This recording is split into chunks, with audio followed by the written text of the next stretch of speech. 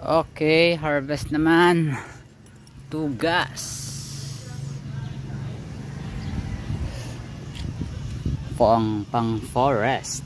Escape routes. Oh. Grabe. Konting workshop. Baon ng mga wire. So ang sinasabing napabayaan sa wild. Gawa tayo forest. Uy, sumo, tugas.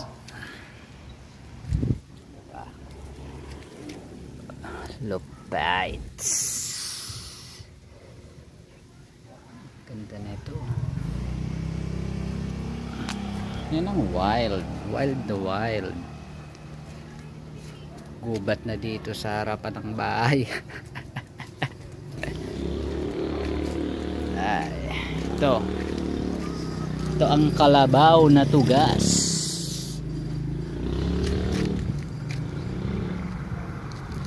Ito maganda rin to, tugas. Sumo din yan, oh. Sumo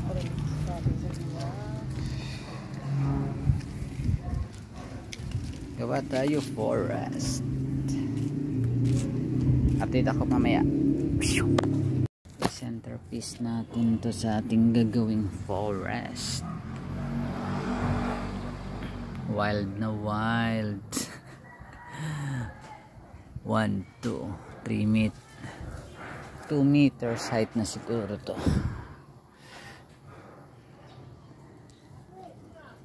Laki na ito.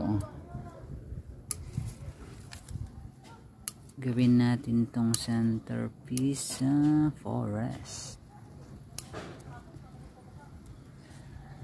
Tugas Jensen, from Jensen, kasi wala naman itong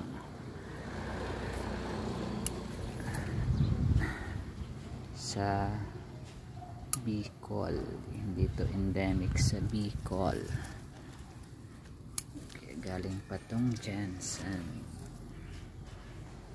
Kapamilya siya ng lagundi, kaya parating na pagkakamalan na lagundi daw to, pero tugas ito, hindi to lagundi. Kapamilya lang, Vitex family. Ito Vitex genus, Vitex parviflora species. Vitex parviflora. Ganda ng base nito. Tsaka may driftwood. Tingnan natin itong driftwood. Driftwood. Ito, drift na ito.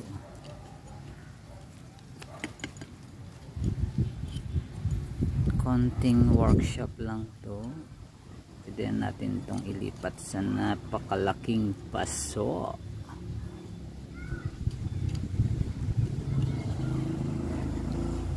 Ito, tanggal.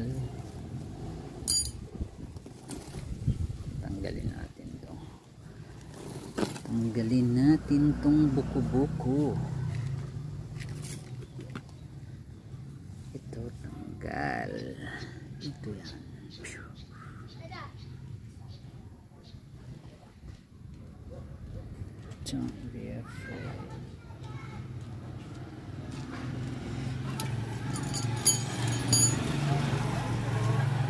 Ate Ems.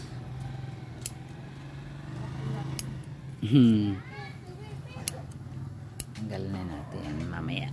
Okay, update ako later. Okay. Ni balak natin dito ay gawing gin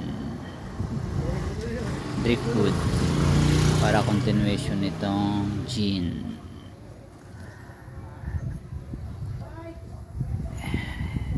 Bukas hukayin natin to at tingnan natin ang root formation, ang nebari. Tanggalin natin tong mga dead roots. Ito, tatanggalin natin yan. Tapos iset up natin para maging forest style. Dami nating kinatbak, oh. Ganito ang pagpapataba ng sanga.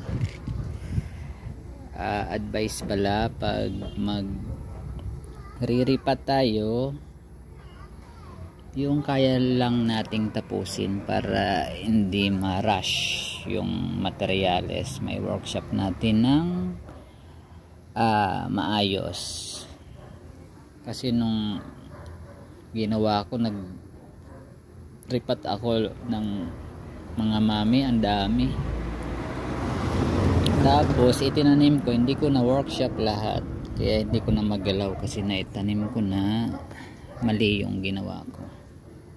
Dapat bago ko i-replant na workshop na, natanggalan na ng mga unwanted branches, nakaselect na, dapat naka branch selection na.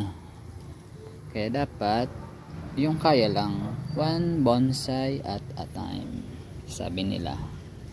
Kaya no rush, just enjoy the process. Okay, whoop.